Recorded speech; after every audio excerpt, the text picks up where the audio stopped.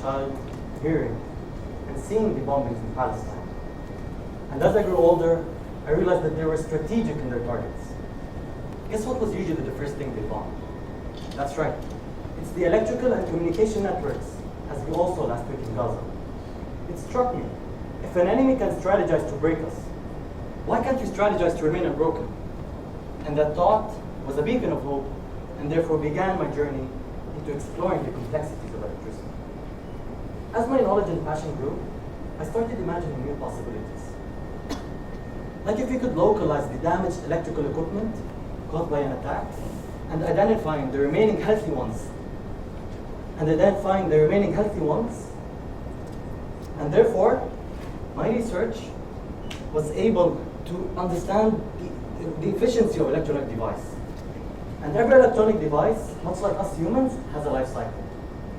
It's created, it serves its purpose, and eventually dies.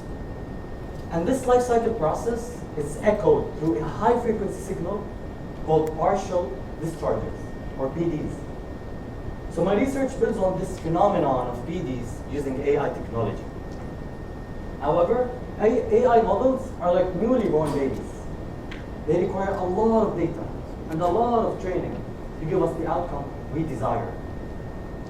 So I began by conducting many tests in a high voltage lab with tens of kilovolts applied on different electrical parts, spanning from power cables to electrical machines.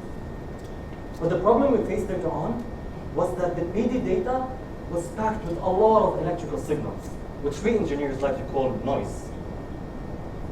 It's like trying to pick one single voice from a very large crowd. But I was able to design the first ever AI model tailored for this application. It has a unique attribute in that it combines AI with physical principles to tune into that one voice, into that one PD signal indicating a fault. So okay, Mohammad, what will your model do in Gaza and out there? My model would be able to assess the damaged equipment through the PD signals detected, and it would promptly notify the system operators to turn on the remaining healthy ones in such a manner that the electricity is redirected into the most critical locations, such as hospitals, to save as many lives as possible. And the good news is that soon, my model will be tested on a grand scale with Shell's projects that are in line with the 2030 Qatar National Vision. And this is the first step towards implementing my model in Palestine and other places in need to reach our loved ones once again. Thank you.